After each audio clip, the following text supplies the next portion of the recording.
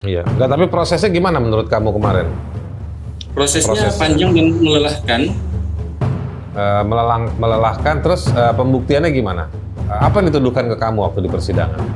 Dituduhkan melakukan pencemaran nama baik dari 3 Siapa pasal di, dakwaan yang menurut didakwakan jaksa siapa yang dicemarkan? Nama baiknya si siapa? oknum pelapor, salah seorang oknum anggota Siapa itu? Aibtu Johansen Ginting nama beliau. Johansen Ginting itu yang melaporkan.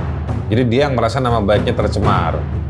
Beliau kalau kita lihat dari pemberitaan di media, masalahnya itu karena ada kata menunggak disebutkan atas mobil yang dia pakai. Saya sebutkan mobil yang dia pakai karena memang mobil itu secara kepemilikan bukan mobil beliau, karena kalau dilihat dari STNK yang beredar di media, mobil itu atas nama anaknya, Jody Anggara Ginting. Jadi kebetulan mobil itu beliau pakai dan beliau juga yang melaporkan.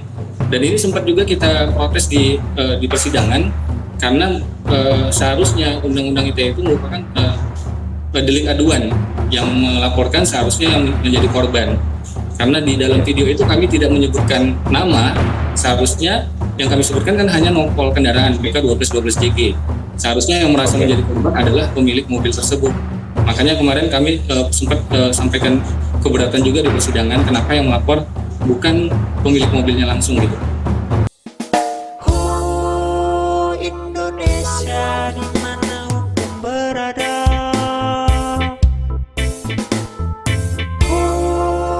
Indonesia sedang darurat hukum keadilan.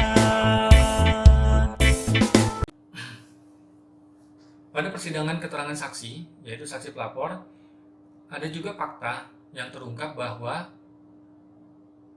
ketika saya tanyakan ke saksi pelapor ini, ternyata diakui, pada saat itu kalau kita baca di BAP saksi pelapor, di sini tidak pernah disebutkan. Nah, saya akan tunjukkan ada 15 pertanyaan terkait ke saksi pelapor.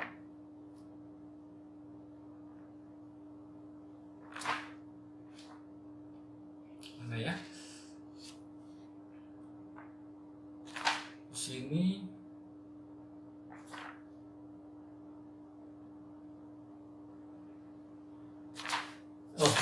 bukan di BAP-nya si saksi pelapor, tapi ada di BAP-nya petugas penerimaan atau pengesahan tahunan. Kita lihat di sini. Nah, di sini di poin ke berapa ya?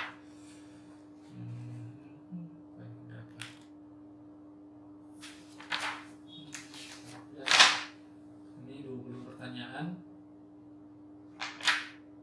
Nah, ini di poin ke-17, bagaimana proses pembayaran pajak di kantor Samsat Jalan Putri Hijau, Kecamatan Medan Barat tersebut? Jelaskan. Di sini dijawab oleh petugas pengesahan yang menjadi saksi. Saya jelaskan bahwa awalnya masyarakat memasukkan berkas seperti KTP dan STNK, notis pajak di bagian pendaftaran STNK. Terus di bagian 18,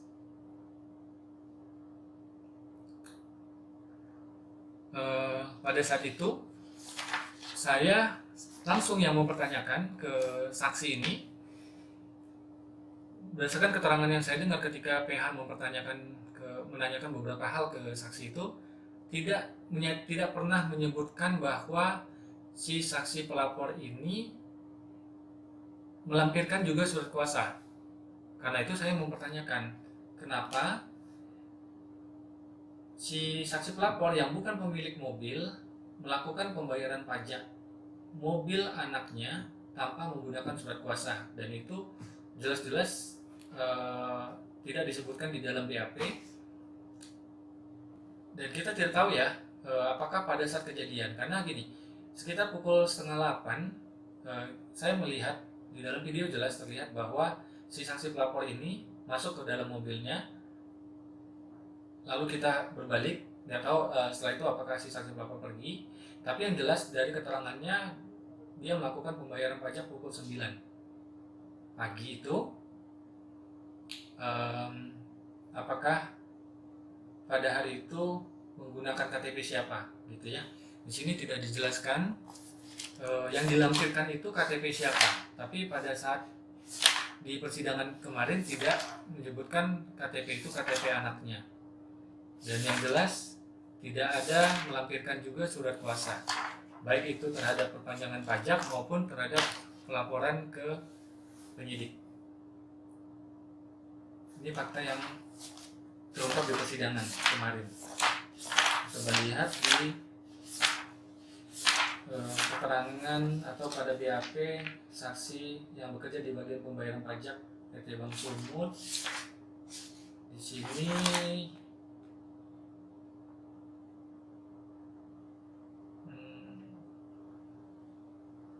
ini poin nomor 16, keterangannya sama persis dengan saksi sebelumnya. Coba kita lihat saksi sebelumnya di poin nomor 16. Di 16 sama 17. Jadi keterangan dari saksi Amelia di poin nomor 16 atas pertanyaan yang sama itu jawabannya sama persis dengan poin 17 pada saksi pelakon yang bekerja di bagian pengesahan tahunan. Jawabannya sama persis, ya.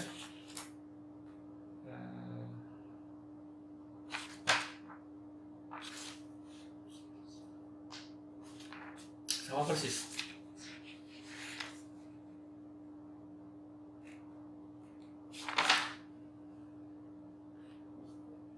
Nah, di persidangan kemarin, saksi ini hanya menyatakan bahwa menerima hanya STNK dan KTP, ya, tanpa surat kuasa.